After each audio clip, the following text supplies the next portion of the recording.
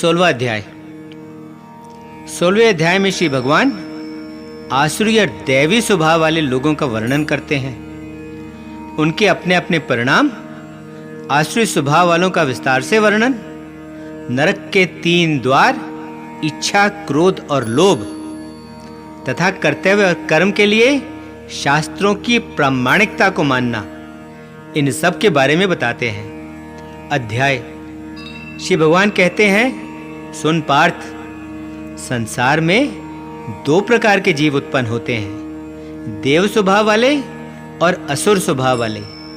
देव स्वभाव वाले लोगों के विशेष गुण हैं निर्भयता, मन की शुद्धता, ज्ञान और योग का सही तथा संतुलित पालन, दान, आत्मसंयम, यज्ञ करना, शास्त्रों का अध्ययन, तप और ईमानदारी, अहिंसा, सत्य, क्रोध का ना होना, त्याग, शांति, दूसरों में दोष न ढूंढना, करुणा, लोभ का ना होना, मिठास, कोमलता, लज्जा, स्थिरता, क्षमा, तेज, धैर्य, पवित्रता तथा द्वेष, ईर्ष्या और अभिमान, इन तीनों का न होना। आसुरी स्वभाव के लोगों में दंभ, दिखावा, घमंड, बहुत अधिक अभिमान, कठोरता, अज्ञान और पाखंड विशेष होते हैं। देव स्वभाव वाले गुण मोक्ष दिलाने वाले हैं, जबकि असुर स्वभाव वाले बंधन में डालने वाले हैं। तू दुखी मत हो पार्थ, क्योंकि तू तो देव स्वभाव लेकर जन्मा है। देव स्वभाव वाले लोगों का विस्तार से वर्णन कर दिया गया है। अब तू असुर स्वभाव वाले लोगों के विषय में सुन। असुर स्वभाव वाले लोग ना तो कर्म के मार्ग को जानते हैं, ना ही वे त्याग के मार्ग को जानते हैं। उनमें ना तो पवित्रता पाई जाती है, ना सदाचार, और ना ही उनमें सत्य पाया जाता है। वे मानते हैं कि यह संसार मिथ्या है, इसका कोई आधार नहीं है, इसका कोई नियामक नहीं है। वे कहते हैं कि यह संसार किसी नियमित कारण की वजह से नहीं बना, बल्कि यह केवल काम इच्छा से ही बना है। इस दृष्टिकोण को मजबूती से अपनाकर ये थोड़े ज्ञान वाले और बुद्धिहीन लोग ऐसे क्रूर कर्म करने के लिए हमेशा तैयार रहते हैं, जिनसे संसार का अहित ही होता है और इसलिए वे विनाश का कारण बनते हैं।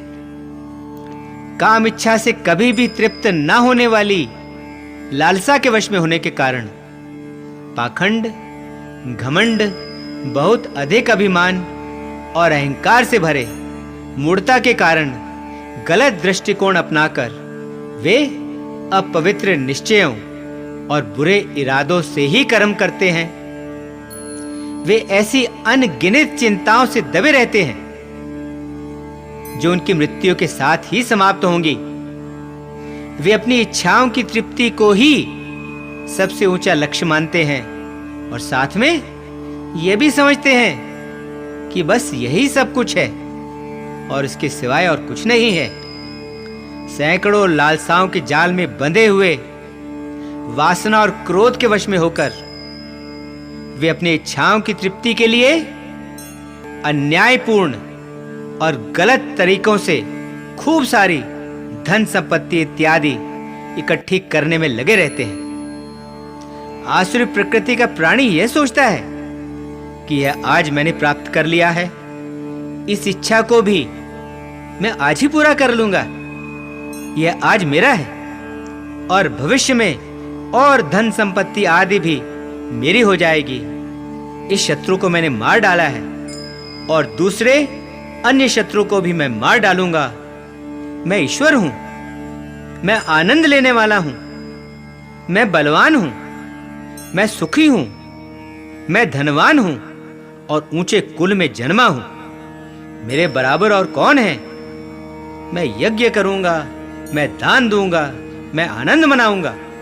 वे अज्ञान के कारण मोहग्रस्त होकर ऐसी बातें करते हैं। अपनी सोच और अपने विचारों के कारण भ्रम और मूढ़ता के जाल में फंसे हुए और अपनी इच्छाओं की तृप्ति से लगाव के कारण वे अपवित्र नरक में गिरते हैं। मिथ्या, गर्व में भूले, हठी, अभिमान और धन के अहंकार से भरे, नियमों का ध्यान रखे बिना वे केवल दंभ से नाम के लिए ही यज्ञ करते हैं। अहंकार, बल, अभिमान, काम और क्रोध के वश में होकर ये द्वेषी लोग उनके अपने तथा अन्य लोगों के शरीर में निवास करने वाले मुझ ईश्वर से भी घृणा करते हैं।